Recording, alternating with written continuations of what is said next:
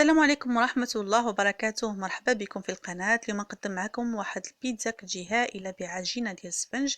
بالنسبة للمكونات غنحتاجو فيها كأس ديال الحليب، غنحتاجو كذلك نص كأس ديال زيت الزيتون، ملعقة صغيرة ديال الموطارد، ملعقة كبيرة ديال خميرة الخبز، وملعقة ديال الزعتر، وكذلك غنحتاجو بيضة للدهن، والقليل من الملح حسب الذوق، واحد بيكنج باودر، وكذلك غنحتاجو واحد ياغوت طبيعي، وغنحتاجو ملعقة كبيرة ديال الزبدة. وبالنسبة للطحين، طحين حسب الخليط، يعني حنا ما نحتاجوش طحين كثير، غنحتاجو الطحين يعني اللي يجمع لنا هذيك الخليط اللي يكون بحال عجينة ديال السفنج. بسم الله على بركة الله. اول ما تبداو تنديروا الياغوت، نديروا خميرة الخبز، وغندير واحد الكمية ديال الماء حتى يندمج لينا ديك الخميرة، تذوب لينا في هذاك الماء. ومن بعد غنضيفوا الحليب، وغنضيفوا الزيت،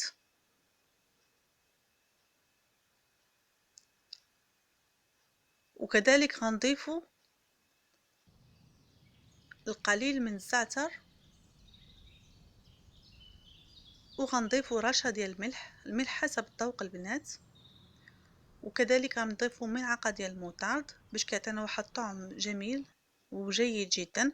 وعندكم اختيار، ممكن تضيفوا حتى ثوم، بودرة الثوم، هذا اختيارية. وبالنسبة للدقيق غنبقاو نضيفوا الدقيق ونخلطوا حتى تكون لينا واحد العجينه اللي تكون وتلتصق في اليد، يعني عجينه اللي تكون ما نجمعوش العجينه بزاف، حنا بغينا العجينه تكون بحال العجينه ديال السفنج، يعني عجينه تكون تلتصق في اليد. وغنخدموها مزيان بيدينا، نحاولوا ندلكوها مزيان، نخلطوها بيدينا مزيان كيف كتشوفوا بهاد الحركه.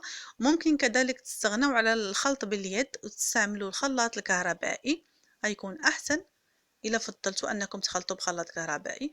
ومن بعد غناخذوا هذيك العجينه غنضيفوها في واحد الاناء ونخليوها تختمر، ندير لها واحد البلاستيك غذائي، وغنخليو واحد شويه ديال العجين، غنضيفوا ليه ملعقه ديال الزبده، وغنضيفوا ليه واحد الكميه ديال الدقيق والقليل من الملح، وغنجمعوا هاد العجينه هذه.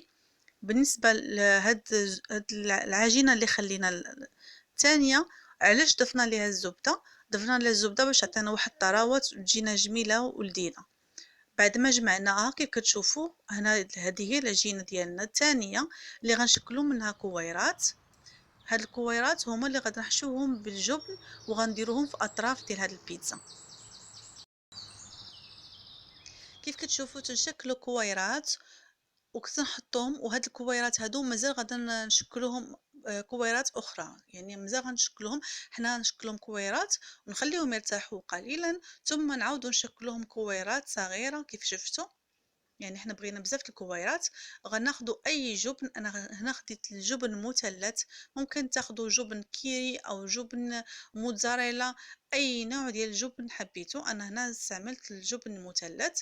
تناخد الكويره وحده وتنضيف ليها الجبن، كميه ديال الجبن، وتنكورها وتنعاود نحطها هنا. تنستمر على هاد العمليه حتى كنكمل الكميه ديال الكويرات ديالي كاملين، وبين ما ارتاحوا ليا شويه.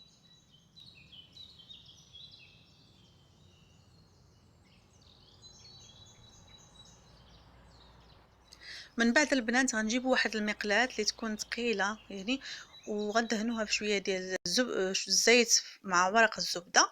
هنا بعد ما اختمرت لينا العجينه ديالنا كنصبوها كيف كتشوفوا. حنا كنصبوها كيف شفتوا راه كتلتصق في اليد. الشكل ديالها هو هذا، يعني عجينه ديال السفنج كتجي سائله، وهنا راه خمرت مزيان. كنحاولوا نسرحوها بواحد الملعقه حتى تاخذ الشكل ديال هاد المقلاة هذه. كيف شفتوا راها كتلتصق.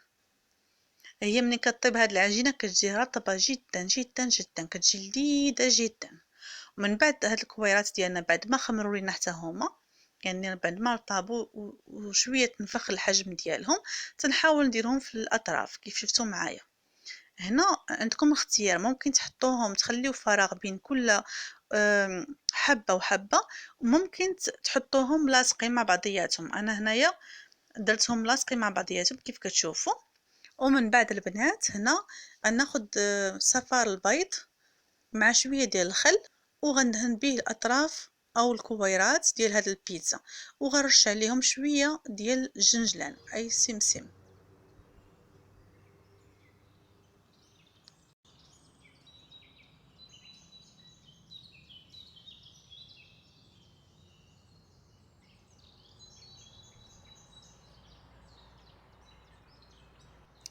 ومن بعد البنات كيف شفتوا معايا تنجيب صلصه ديال الطماطم. هنا صلصه كانت عندي واجده، خديت صلصه ديال الطماطم. نتوما ليكم اختيار. بالنسبه لهاد الصلصه البنات انا استعملت طماطم وشويه ديال الثوم وشويه ديال زيت زيتون وشحرتهم. ومن بعد هنا ضفت الطون، كيف شفتوا طونه، علبه ديال الطونه. ودرت هنايا الفلفل الاخضر كيف شفتوا.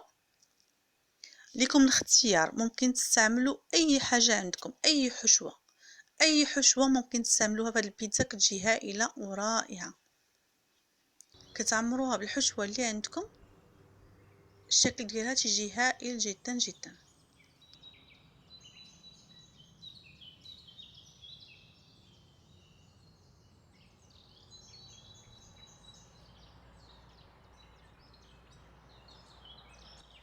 من بعد ما كملتها كندخلها الفران تطيب. كيف شفتوا البنات دابا هنا طابت معايا حتى كطيب. باش كنضيف ليها الجبن، هنايا بعد ما طابت هنا غنضيف الجبن احمر مبشور كيف كتشوفوا، وغنعاود ندخلها للفرن باش تحمر شويه ونخرجها. هذا هو الشكل ديالها البنات، هذا هو الشكل النهائي. انا ما ضفتش بزاف ديال الجبن، كيف شفتوا الشكل ديالها كيجي زوين بزاف بزاف. الشكل ديالها كيجي محمر، كتجي منفوخه، يعني في الاطراف ديالها عامرين بالجبن، جبن مثلث اولا جبن كيري حسب الرغبه ديالكم. طريقه سهله جدا جدا، والعجينه ديالتها كتجي اسفنجيه اسفنجيه بزاف بزاف، كتجي هشيشه ورطبه بزاف بزاف.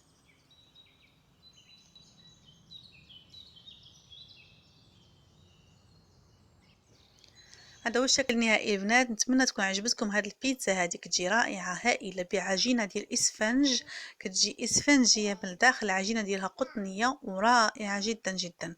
نتمنى انها تكون عجبتكم. ما تبخلوش عليا باللايكات ديالكم واشتراك ديالكم في القناه الا كنتو اول مره تشوفوا القناه، وما تنساوش تفعلوا الجرس وديروا بارطاجي الا حبيتوا انكم تشاركوها مع احبابكم واصحابكم. وحتى نتلاقاو ان شاء الله في فيديو قادم، ومع السلامه. كيف العاده نقول لكم استودعكم الله الذي لا تضيع ودائعه. حتى نتلاقاو ان شاء الله في فيديو قادم، ومع السلامه.